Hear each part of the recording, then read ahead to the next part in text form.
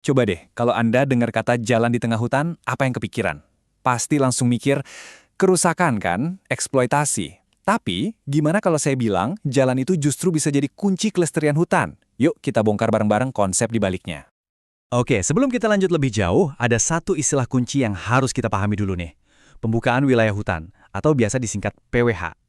Nah, jangan salah sangka ya, ini tuh bukan cuma soal bikin jalan buat truk pengangkut kayu. Sama sekali bukan.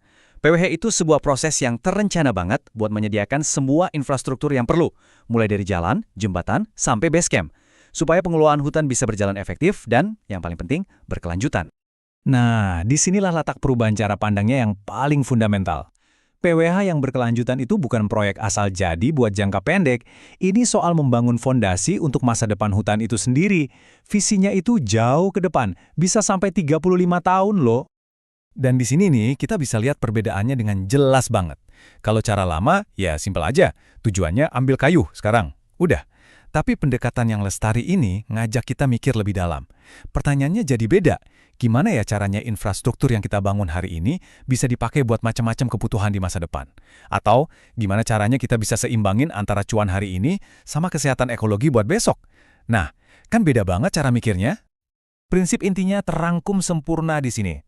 Infrastruktur yang dibangun itu harus punya tujuan permanen jangka panjang. Coba deh kita bayangin bareng-bareng ya. Jalan yang hari ini mungkin rame dilewati truk kayu, 30 tahun dari sekarang bisa jadi itu jalur utama buat turis yang mau ekowisata.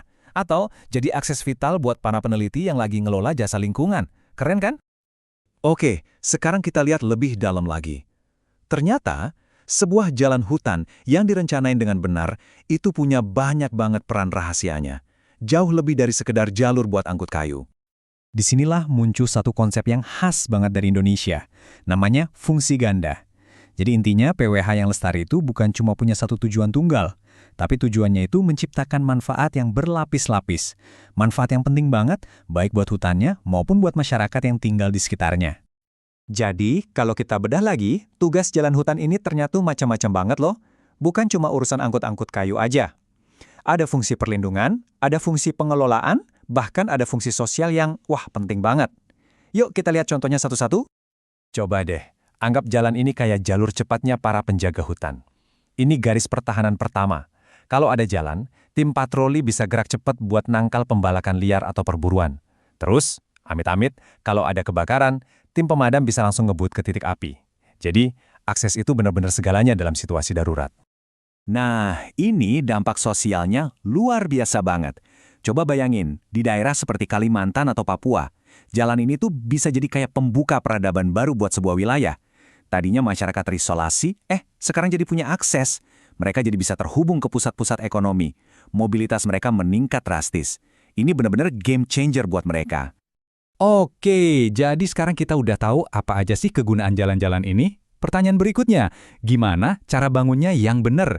Biar lestari dan dampak negatifnya bisa diminimalisir ya. Yuk, kita lihat prinsip-prinsipnya. Ternyata, semuanya itu berpegang pada 3 pilar utama. Simpel kok. Pertama, jelas, keselamatan. Jalan harus aman, itu nomor 1. Kedua, ini nih yang krusial banget, ekologi. Pertanyaannya, gimana caranya kita bangun tapi nggak ngerusak? Artinya, desain jalannya harus berteman sama alam, bukan malah melawan alam. Nah, yang ketiga, komunitas. Pembangunan ini wajib ngasih manfaat yang nyata dan jangka panjang buat warga lokal. Jadi nggak ada yang dirugikan. Nah, ada angka menarik nih, 50-100 tahun. Ini bukan angka sembarangan ya. Ini tuh patokan. Jadi infrastruktur kayak gorong-gorong atau jembatan itu harus didesain sekuat itu, supaya bisa nahan banjir besar yang mungkin cuma datang sekali dalam 50 atau bahkan 100 tahun. Tujuannya apa? Supaya nggak gampang erosi dan jalannya awet, tahan banting ngadepin cuaca ekstrim. Terus gimana caranya semua prinsip keren tadi bisa benar-benar kejadian di lapangan? Nah, ternyata ada prosesnya. Ada 4 tahap. Ini buat mastiin semua itu bukan cuma jadi teori bagus di atas kertas aja.